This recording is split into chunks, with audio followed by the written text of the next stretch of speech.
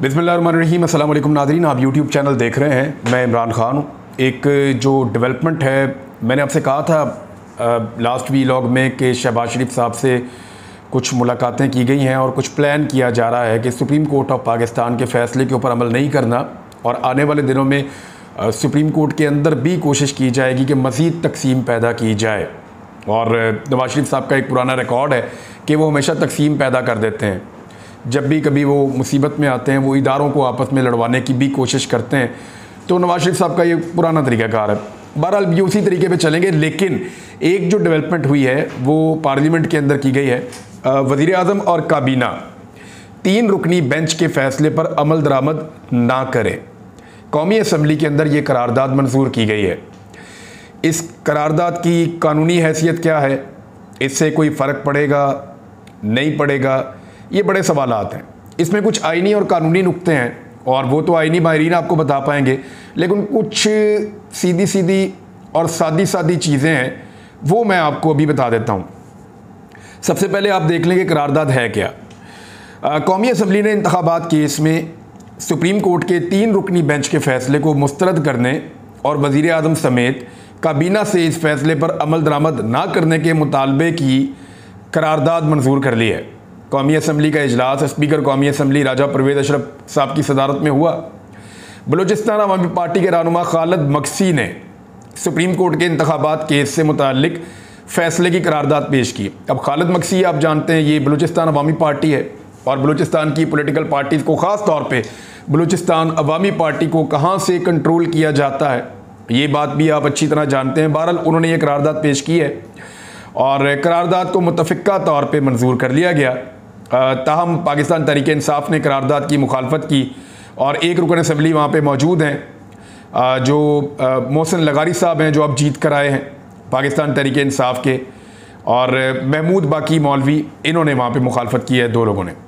करारदाद का मतन क्या है? करारदाद में कहा गया कि 28 मार्च को इस ऐवान ने अज खुद नोटिस केस नंबर 2023/1 में सुप्रीम कोर्ट के 4 जज साहिबान के अक्सरियती फ़ैसले की तायीद करते हुए उस पर अमल दरामद और आला अदलिया से सियासी और इंतज़ामी उमूर में बेजा मुदाखलत से गुरेज का मुतालबा किया था।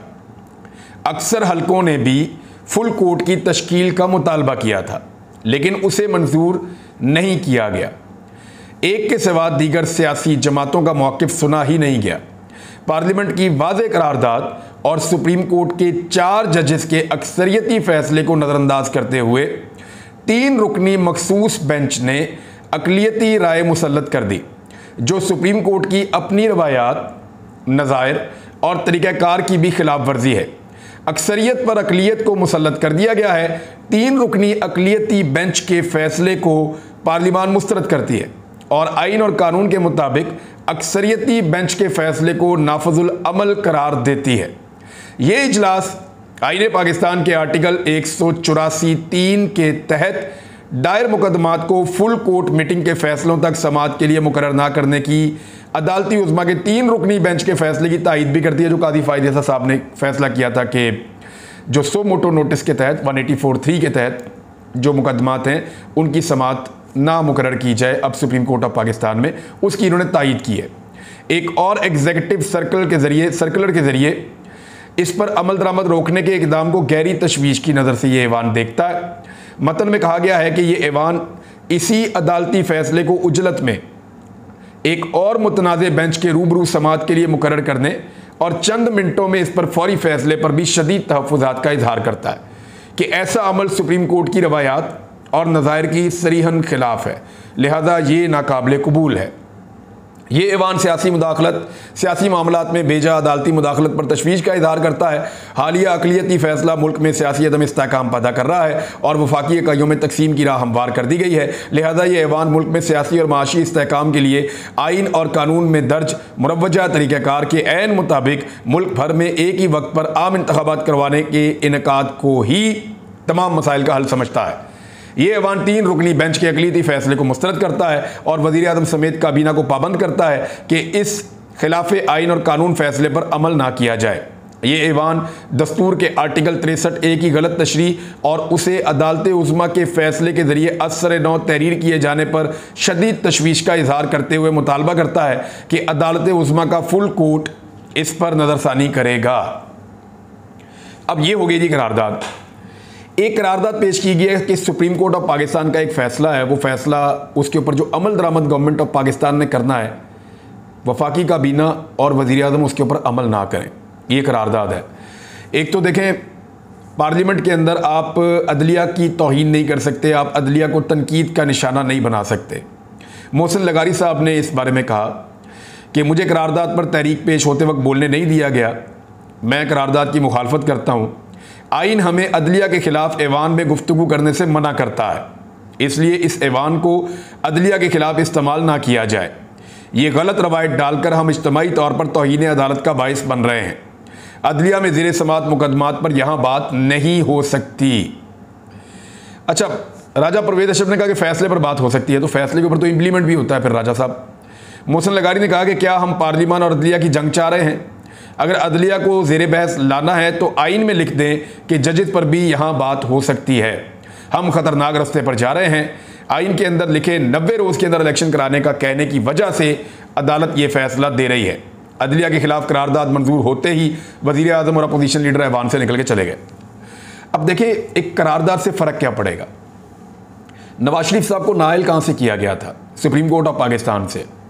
वो इसलिए कि नवाज शरीफ साहब ने कुछ ऐसा बंदोबस्त कर रखा था एक अरब मुल्क में, जिसको वैसे तो वो कहते हैं कि अकामा के ऊपर निकाला, तनख्वाह ना लेने पर निकाला, लेकिन उनके ज़रिए से कंपनियाँ बनती हैं और मनी लॉन्ड्रिंग होती है।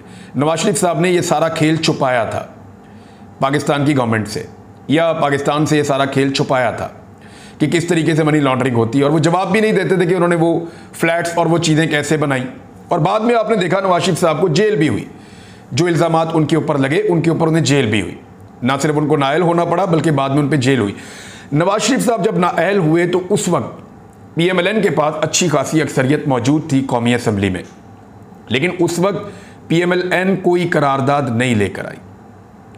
देखिए, अगर करारदाद से इतना ही फ़र्क पड़ता तो नून लीग का आज तक का सबसे बड़ा नुकसान तब हुआ था जब नवाज शरीफ साहब नाअहल हुए थे। तो उस वक्त ये करारदाद लेकर आते और फैसले को मुस्तरद कर देते, और उस वक्त ये कह देते कि फ़ैसले के ऊपर अमल दरामद नहीं किया जाएगा। लेकिन उस वक्त इन्होंने ऐसा नहीं किया क्योंकि कानून में इसकी गुंजाइश नहीं है। एक करारदाद सिर्फ एक करारदाद हो सकती है। अभी देखना यह है कि क्या सुप्रीम कोर्ट ऑफ पाकिस्तान के फैसलों के खिलाफ करारदाद आप पेश कर सकते हैं? क्या आप अदालत को चैलेंज कर सकते हैं पार्लियामेंट के फ्लोर के ऊपर खड़े होकर? अगर तो आप कर सकते हैं तो फिर आपने करारदाद पेश कर दी, लेकिन क्या ये करारदाद अदालती फैसले पर असरअंदाज हो सकती है? मेरी नज़र में नहीं हो सकती, वरना पीपल्स पार्टी को कई मरतबा अदालत से प्रॉब्लम आई, वो करारदाद पेश करते और अदालती फैसले को उड़ा के फारिग कर देते। यूसुफ रज़ा गिलानी को जब फारिग किया गया तो नवाज शरीफ साहब ने कहा कि भाई चाहे एक वज़ीर आज़म जाए चाहे 10 वज़ीर आज़म जाए, सुप्रीम कोर्ट ऑफ पाकिस्तान का हुक्म मानना पड़ेगा। ये इंसानों की बस्ती है, हैवानों की बस्ती नहीं है, ये नवाज शरीफ साहब ने कहा था। तो उस वक्त हुक्म मानने की वो बात कर रहे थे, तो उस वक्त तो करारदाद पीपल्स पार्टी नहीं लेकर आई कि हम करारदाद लेकर आते हैं और फैसला मुस्तरद कर देते हैं और वज़ीर आज़म को और काबीना को रोक देते हैं कि फैसले के ऊपर अमल दरामद ही नहीं करना। इसी तरह से जो सुप्रीम कोर्ट ऑफ पाकिस्तान का मौजूदा फैसला है उसमें दो चीज़ें बड़ी क्लियर है। एक तो उन्होंने कहा कि आइन के मुताबिक इलेक्शन टाइम पे करवाए जाए, गैर ज़रूरी ताख़ीर इलेक्शन में ना की जाए। दूसरा जो उन्होंने चीज़ की है, उन्होंने एक ये कहा कि जो पैसे चाहिए वफाक को वो दिए जाएं, वफाक ने जो पैसे इलेक्शन कमीशन को देने हैं वो दे। और तीसरा जो उसके अंदर मेन चीज़ है वो ये है कि सिक्योरिटी के इंतजामात के लिए उन्होंने अहकामात जारी किए वजारत दिफा को और दीगर इदारों को कि वो सिक्योरिटी के इंतजामात में ताउन करें सूबाई हुकूमतों के साथ जब वहाँ पे इलेक्शन हों। अब मैं आपको एक और डाटा बताता हूँ, और ये डाटा आपको गवर्नमेंट ऑफ पाकिस्तान नहीं बता रही, ना ये पाकिस्तान के अंदर से आ रहा है। ये डाटा आ रहा है आलमी बैंक से, वर्ल्ड बैंक से। वर्ल्ड बैंक की रिपोर्ट क्या कह रही है? वर्ल्ड बैंक का कहना है कि शदीद माली बहरान के बावजूद पाकिस्तानी हुकूमत इस वक्त तक 17 ऐसी वजारतों के तरक्याती मनसूबों की माली मुआवनत पर सालाना 710 अरब रुपए खर्च कर रही है, जो 18वीं तरमीम के बाद सूबों की जिम्मेदारी बन चुके हैं। यानी 18वीं तरमीम पास हो गई थी आसिफ अली जरदारी साहब के दौर में। 18वीं तरमीम पीपल्स पार्टी के दौरे हुकूमत में पास हुई थी, जिसके नतीजे में तीसरी मरतबा वज़ीर आज़म बनने का रास्ता भी खुला था और सूबों को काफ़ी खुद मुख्तारी मिली थी। 18वीं तरमीम में बहुत सारी चीज़ें बड़ी शानदार हैं और वैसे भी पाकिस्तान की इस्टेब्लिशमेंट को 18वीं तरमीम बिल्कुल पसंद नहीं थी, क्योंकि उससे उनकी ताकत में कमी आती थी और सूबाई हुकूमतों के पास इख्तियारात ज़्यादा जाते थे। बहरहाल इसमें 17 ऐसी वजारतों के तरक्याती मनसूबों की अभी भी मावनत कर रही है वफाकी हुकूमत, जो सूबों के पास चले गए हैं और सालाना 710 अरब रुपए खर्च किए जा रहे हैं। अच्छा, इसमें आलमी बैंक ने जो सीनियर माहिरीन हैं डायरेक्शन, उन्होंने बताया कि पीपल्स पार्टी समेत बाद में आने वाली हुकूमतों ने इन तमाम वजारतों को बहाल कर दिया, जिसके नतीजे में अखराजात दुगने हो रहे हैं। इन 17 वजारतों के अखराजात GDP के 0.59% यानी 328 अरब रुपए सालाना हो चुके हैं। अब ये इतने सैकड़ों अरब ये खर्च कर रहे हैं, सैकड़ों अरब ये खर्च कर रहे हैं और ये पैसा लगाया जा रहा है मुख्तलिफ मनसूबों के ऊपर, जबकि इलेक्शन के लिए 20-21 अरब रुपया ये मुहैया नहीं कर पा रहे। तो यहाँ से आपको अंदाज़ा हो जाना चाहिए कि मामला पैसों का नहीं है, मामला नीयत का है। और मामला ये है कि इलेक्शन में जाने के लिए PDM की जमातों का अब दिल नहीं कर रहा। फजलुर रहमान साहब की जमात ने वही पुराना खेल दोबारा खेला। उन्होंने कहा कि इमरान खान एजेंट है यहूदियों का, उसे किसी सूरत दोबारा इक़्तिदार में नहीं आने देंगे। JUI फे कह रही है दोबारा से। फजलुर रहमान साहब की पार्टी घूम फिर के वापस यहूदियों का एजेंट, यहूदो नसारा का एजेंट, मज़हब का दुश्मन, वो इस किस्म के प्रोपागेंडा पे बार बार घूम कर आते हैं। फजलुर रहमान साहब ने जितनी कामयाबी से और जिस कदर शिद्दत से हमारे प्यारे मज़हब इस्लाम का इस्तेमाल अपनी सियासत के लिए किया है, मुझे नहीं लगता कि इस बड़े सगीर की तारीख़ में किसी और मौलवी ने इतना ज़्यादा दीन इस्लाम का इस्तेमाल अपनी सियासत के लिए किया होगा। वो अपने तमाम सियासी मुखालफीन को ज़रूरत पड़ने पर यहूदियों का और नसारा का एजेंट करार दे देते हैं और जैसे ही वो उनके साथ इक़्तिदार में बैठते हैं तो फिर उन्हें वो अच्छे इंसान समझने लगते हैं। यानी मुझे अच्छी तरह याद है कि बेनज़ीर भुट्टो साहिबा को भी इन्होंने ये कहा था एक दौर में कि औरत की हुक्मरानी जायज़ नहीं है और हम उसे तस्लीम नहीं करेंगे, लेकिन फिर हमने देखा कि जब डीजल के परमिट और दीगर चीज़ें मुबैना तौर पे इशू हुई तो उसके बाद फजलुर रहमान साहब नीचे बैठे हुए थे ज़मीन पे और बेनज़ीर भुट्टो साहिबा सोफे पे बैठी हुई थी। तो ये हालात भी फिर हमने देखे। पाकिस्तान तहरीक-ए-इंसाफ ने सुप्रीम कोर्ट से रुजू कर लिया है खैबर पख्तूनख्वा की इलेक्शन की तारीख ना मिलने पर, और इसमें उन्होंने पार्टी बनाया है गवर्नर खैबर पख्तूनख्वा को कि 90 रोज़ के अंदर इलेक्शन होने चाहिए। 28 तारीख का पहले ऐलान किया, 28 मई का, और उसके बाद गवर्नर साहब मुकर गए और बाद में जो है वो 8 अक्टूबर वाले ऐलान के ऊपर चले गए। तो गवर्नर खैबर पख्तूनख्वा अदालती हुक्म की खिलाफ वर्जी कर रहे हैं। तहरीक-ए-इंसाफ ने दरख्वास्त दायर कर दी है। लेट्स सी अब ये कब लगती है। और यहाँ पे भी देखें, आइन के मुताबिक फैसला आएगा तो इंतखाबात तो टाइम पे करवाने पड़ेंगे। अब इंतखाबात से भागने की सारे कोशिश कर रहे हैं, लेकिन एक दो चीज़ें और हैं। मीडिया सेल जो है PMLN का ख़ास तौर पे उसको दोबारा से मुतहरिक किया गया है। उसमें बहुत सारे नए अकाउंट्स का इजाफा किया गया है और उसमें नई भर्तियाँ की गई हैं। कुछ पुराने लोग जो हैं वो चले भी गए हैं छोड़ के, उनकी वजह से खबरें भी बाहर आ रही हैं, लेकिन अब उसको दोबारा से रिव्यू किया जा रहा है। नया खून उसके अंदर शामिल किया गया है और एक नया बयानिया अब तैयार किया जाएगा आने वाले दिनों में, और उस बयानिया के ज़रिए से ये कोशिश की जाएगी कि साबित किया जाए कि PMLN जो है वो शहीद हो रही है। वो सियासी शहीद बनने की कोशिश करेंगे। अदलिया के साथ एक नई महाजराई पैदा की जाएगी और ये साबित करने की कोशिश की जाएगी कि इनको निकाला गया है दोबारा से। लेकिन इस मरतबा सूरत-ए-हाल बहुत मुख्तलिफ है। यानी पहले तो PMLN का टिकट बिकता था ना, मैंने कुछ अर्सा पहले ये कहा भी था कि PMLN का टिकट जो है वो एक कीमती टिकट है पंजाब में। लेकिन ये सूरत-ए-हाल तब थी जब पाकिस्तान तहरीक-ए-इंसाफ की हुकूमत थी। उस वक्त जो सबसे पॉपुलर टिकट था वो PMLN का हुआ करता था। लेकिन अब सूरत-ए-हाल काफ़ी हद तक तब्दील हो गई है। अब वन साइडेड है, बहुत सारे लोग PMLN का टिकट नहीं लेंगे, आप आने वाले दिनों में देखेंगे। मुझे एक शादी के ऊपर, एक और बल्कि 2 शादियों के ऊपर मैंने शिरकत की चंद दिन पहले, और कुछ लोगों से मेरी मुलाकातें हुई तो मुझे PMLN के दोस्तों ने कहा कि वो इस मरतबा इलेक्शन लड़ने के मूड में नहीं है। तो मैंने उनसे पूछा क्यों? उन्होंने कहा जी एक तो सिचुएशन ऐसी है, जितनी महंगाई हो गई है, जो हालात लोगों के लिए पैदा कर दिए गए एक साल में, हम आवाम से वोट कैसे मांगेंगे। दूसरा, हमारी क़यादत के जो फैसले हैं वो लगातार हमें नुकसान पहुंचा रहे हैं। तो इस वक्त इलेक्शन लड़ने के मूड में बहुत सारे लोग नहीं हैं देखना यह है कि क्या वाकई वो इलेक्शन लड़ने के लिए जाते हैं, क्या वाकई वो इलेक्शन लड़ पाते हैं, क्योंकि इलेक्शन हारने के लिए तो सियासतदान नॉर्मली लड़ता नहीं है, और अगर इलेक्शन लड़ने के मूड में होते तो इस तरह इलेक्शन से भाग नहीं होते।